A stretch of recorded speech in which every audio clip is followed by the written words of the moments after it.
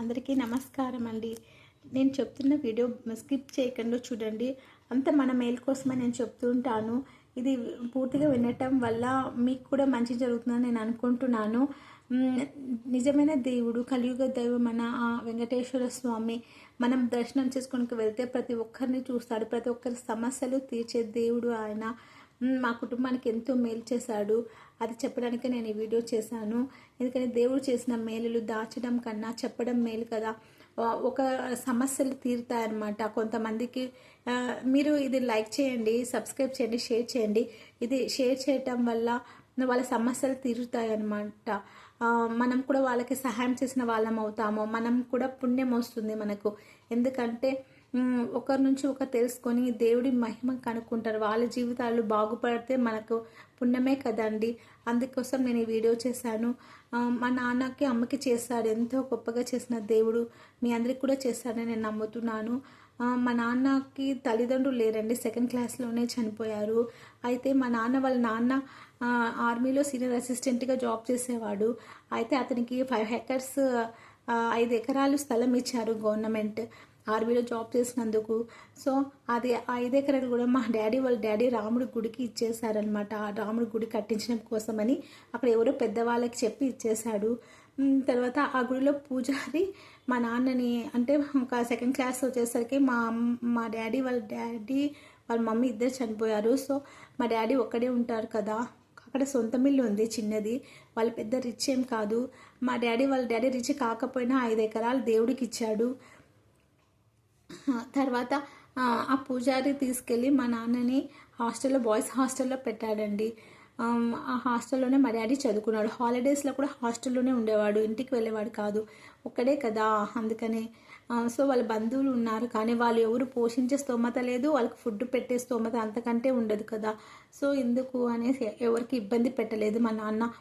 తర్వాత మా daddy degree చదివాడు, బీఈడీ వరకు చదువుకున్నారు, బిఏ బీఈడీ. ఆ తర్వాత నెక్స్ట్ బీఎస్సీ బీఈడీ చేశారు మా నాన్న. ఆ తర్వాత హాస్టల్ వెల్ఫేర్ ఆఫీసర్గా జాబ్కి అప్లై చేశాడు, జాబ్ వచ్చింది. హాస్టల్ వెల్ఫేర్ ఆఫీసర్ అంటే ఒకప్పుడు హాస్టల్ వార్డెన్ అనమాట అనేవాళ్ళు. తర్వాత చేంజ్ చేశారు హాస్టల్ వెల్ఫేర్ ఆఫీసర్ అని. అంటే హాస్టల్స్కి ఉంటారు కదా వార్డెన్, అదనమాట. హాస్టల్లో పిల్లలకు అన్నీ మోటివేట్ చేసేవాడు మా డాడీ. బాగా చదువుకోండి, చక్కగా ఉండండి, మీకు పేరెంట్స్ ఉన్నారు కదా, మీకేమి చదువుకోవడానికి అని మంచిగా బుద్ధి చెప్పేవాడు మా డాడీ. అలా చాలామంది అనాథ పిల్లల్ని కూడా చేర్చుకునేవాడు, వాళ్ళకి ఫుడ్ పెట్టేవాడు. చాలామందికి అన్నం లేదంటే పెట్టేవాడు. అలాగే చాలామందికి జాబ్స్ కోసం వస్తే అందరినీ డైలీ వేస్గా, వర్కర్స్గా, కుకింగ్ చేసే వాళ్ళగా, వాచ్మెన్గా అలా అపాయింట్మెంట్ చేసుకునేవాడు డైలీ వేస్గా. అలాగే వాళ్ళకి పర్మనెంట్ కూడా చేశాడు. దేవుడు మా నాన్నకు మేలు చేస్తే మా నాన్న కూడా తోచిన ఉద్యోగంలో ఎంతో కొంత సహాయం చేశాడు. అలా ఎంతోమందికి ఉద్యోగాలు కూడా ఇచ్చాడు మా నాన్న. అలా వర్కర్స్, అసిస్టెంట్స్, అదే వాచ్మెన్స్, అలాంటివన్నీ అనమాట.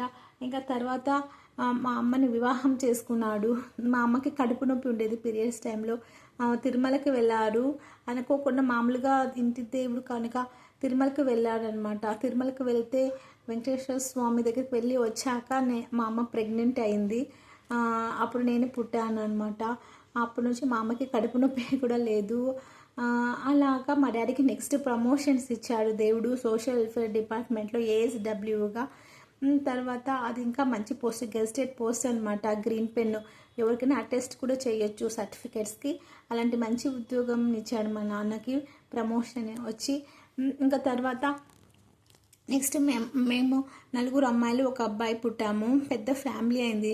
ఎవరూ లేని మా నాన్నకి 5 మంది సంతానాన్ని దేవుడు ఇచ్చాడు. ఫస్ట్ నేను, తర్వాత మా బ్రదర్, తర్వాత 3 అమ్మాయిలు. అందరు అనేవాళ్ళు తర్వాత కూడా అమ్మాయి పుడుతుంది, ఆపరేషన్ చేసుకోమని మా అమ్మకి చెప్పారు. కానీ మా అమ్మ భయపడేది. లాస్ట్కు 3 అమ్మాయిలు పుట్టేసరికి అక్కడ డాక్టర్ చెప్పింది ఇలాగే పుడితే చాలా కష్టము అనేసి. సరే అని ఇంకా మా అమ్మ ఆపరేషన్ చేయించుకునింది. ఇంకా నెక్స్ట్ మా అమ్మకి ఇంకా మాకు దేవుడు ఇంకా 2 ఎకరాల స్థలాన్ని చూపించాడు వేరే ఒకరి ద్వారా. మా డాడీకి 2 ఎకరాల స్థలం తక్కువ డబ్బులతోనే కొన్నాడు. ఇంకా అక్కడక్కడ స్థలాలు చాలానే కొన్నాడు మా నాన్న. అలా దేవుడు తక్కువ డబ్బులతోనే అన్నీ చూపించిన గొప్ప దేవుడు. ఎంత ఆ వెంకటేశ్వర స్వామి ఎవరినైనా సరే తన దగ్గరికి వచ్చే చిన్న స్థానంలో ఉంచడు. ఆయన ఏదో ఒక మార్గంలో పై స్థానంలోనే నిలబెడతాడు అని నేను నమ్ముతాను. మా నాన్న స్టోరీ తెలిసిన తర్వాత నేను అదే నమ్ముతాను. ఆ వెంకటేశ్వర స్వామి దయా కృప వలననే మా నాన్నకు అంత మంచి పొజిషన్ వచ్చింది. మా ఏఎస్డబ్ల్యూ అంటే గ్రూప్ 2 అనమాట. చాలా మంచి పోస్ట్ ఇచ్చాడు దేవుడు. ఆ ప్రమోషన్ వచ్చి ఆ తర్వాత మళ్ళీ నెక్స్ట్ మా అమ్మకు ఒక ఆలోచన వచ్చింది. ఏమంటే నేను కూడా చదువుకోవాలి అనేసి. మా అమ్మ 10th ఫెయిల్ అనమాట పెళ్ళికి ముందు. తర్వాత అన్నీ చదువుకుని డిగ్రీ బీఈడీ చేసింది. ఆ తర్వాత మా నాన్న డిప్యూటీ డైరెక్టర్గా అవ్వాలి అనుకున్నారు. కానీ మా సోషల్ వెల్ఫేర్లో చాలామంది సీనియర్స్ ఉండటం వల్ల మా నాన్నకు రాదు అని తెలిసింది. సో అందుకని సైలెంట్గా ఉన్నారు. కానీ దేవుడు మా నాన్న కోరికని నెరవేర్చాడు. ఆ టైంలో ట్రైబల్ వెల్ఫేర్ డిపార్ట్మెంట్నే పెట్టాడు దేవుడు. ఆ డిపార్ట్మెంట్కి అందరికీ నోటిఫికేషన్ ఇచ్చి వార్డెన్స్గా ఏటీడబ్ల్యూగా అందరినీ అరేంజ్ చేసేసాడు. తర్వాత డిప్యూటీ డైరెక్టర్గా డిస్ట్రిక్ట్ ట్రైబల్ వెల్ఫేర్ ఆఫీసర్గా మా నాన్నని నియమించారు. నిజంగా సోషల్ వెల్ఫేర్ నుంచి మా డాడీ ఎస్టీ ట్రైబల్ వెల్ఫేర్ డిపార్ట్మెంట్కి చేంజ్ అయిపోయారనమాట. గవర్నమెంట్ అలా చేసింది. ఆ వెంకటేశ్వర స్వామి మా డాడీ మనసులోని కోరిక నెరవేర్చడం కోసం సోషల్ వెల్ఫేర్లో ఉంటే అవ్వడని, ట్రైబల్ వెల్ఫేర్లో ఉంటే జిల్లా అధికారి అవుతాడని మరి ఆ దేవుడే ప్లాన్ చేసి ట్రైబల్ వెల్ఫేర్ని పెట్టాడనిపిస్తుంది. డిప్యూటీ డైరెక్టర్గా ట్రైబల్ వెల్ఫేర్లో నియమితులయ్యారు. డిస్ట్రిక్ట్ ట్రైబల్ వెల్ఫేర్ ఆఫీసర్ అంటే అదే లాస్ట్ పోస్టు, జిల్లా అధికారి అనమాట ట్రైబల్లో. సో చాలా గొప్ప స్థానం. జిల్లాకంతా ఒకటే పోస్ట్ ఉంటుంది. అంత మంచి సీట్లో కూర్చోపెట్టాడు. ఒక చిన్న పిల్లాడు, తల్లిదండ్రి లేరు అనమాట. అయినా కూడా చదువుకొని అంత మంచిగా చేసి దేవుడు ప్రమోషన్స్ ఇచ్చి మా నాన్నని ఒక జిల్లా అధికారిగా నిలబెట్టాడు అంటే అది ఆ వెంకటేశ్వర స్వామి వలననే తప్ప ఇంకా ఎవరి వల్ల కాదనిపిస్తుంది. తర్వాత ఇంకా మా మమ్మీకి ఇంకా మాకు స్థలాలు చాలా ఇచ్చాడనమాట. అవన్నీ కొన్ని కోట్లు రూపాయలు అవుతాయి. అలాంటి మంచి స్థలాలన్నీ ఎకరాలన్నీ ఇచ్చాడు దేవుడు. ఆ తర్వాత మరి మా అమ్మకు ఒక ఆలోచన వచ్చింది. ఇంతమంది ఆడపిల్లలు ఉన్నారు, 4 మంది, ఎలా ఏమన్నా అవుతే ఎలా అనే ఉద్దేశంతో మా అమ్మ కూడా డిఎస్సి రాసింది. బీఈడీ చేశాక డిఎస్సి 2001లో రాసింది.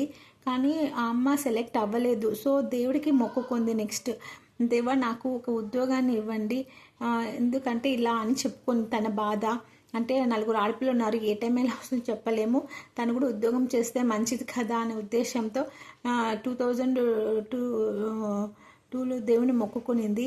డిఎస్సిలో ర్యాంక్ వచ్చి నేను పాస్ అయిపోతే నాకు గవర్నమెంట్ ఉద్యోగం వస్తే నేను అలిపిరి దగ్గర నుంచి మెట్లు ఎక్కి నీ దర్శనం చేసుకుంటాను అని చెప్పి దేవునికి మాట ఇచ్చుకునింది, సంకల్పం చేసుకునింది.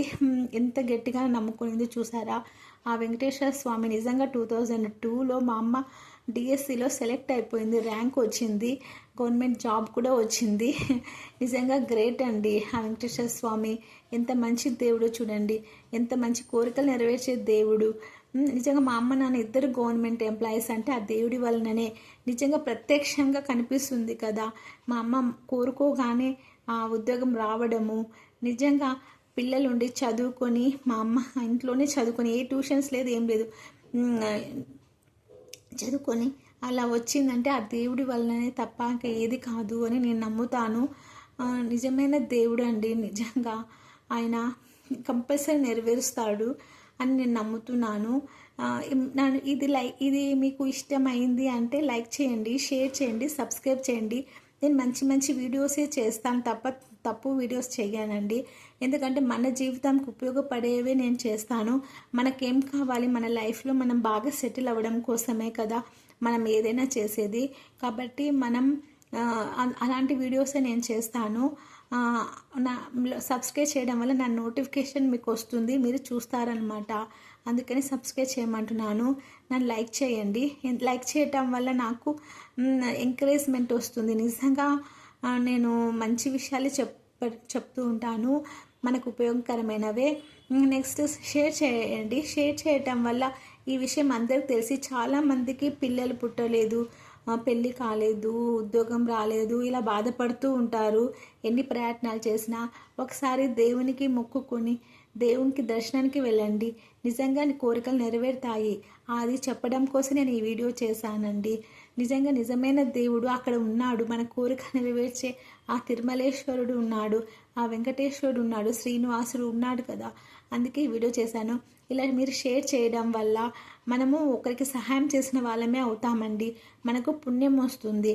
వాళ్ళు కూడా చూసి ఇలా నేర్చుకుని వాళ్ళు కూడా దర్శనం చేసుకొని వాళ్ళ కోరికలు నెరవేర్చుకుంటే, వాళ్ళ ప్రాబ్లమ్స్ తీరితే మనకే మంచిది కదా. మన వల్ల వాళ్ళు వీడియోస్ వింటారు, మనం సహాయం చేసినట్లే కదా, ఒకరి లైఫ్ బాగుపడితే. సో అందుకే నేను వీడియో చేశానండి. నాలో ఎలాంటి స్వార్థం లేదండి. మంచి విషయాలు అందరూ బాగుండాలి అనే నేను ఈ వీడియో చేశాను. వెంకటేశ్వర స్వామి గురించి తెలుసుకోవటానికి, మా కుటుంబానికి ఎంతో మేలు చేసిన దేవుడు అందరికీ మేలు చేస్తాడనే నేను ఈ వీడియో చేశానండి. ఓకే, ఇంత ఓపికగా విన్నందుకు thank you very much. And Venkateswara స్వామికి థ్యాంక్ యూ. గోవిందా గోవిందా గోవిందా.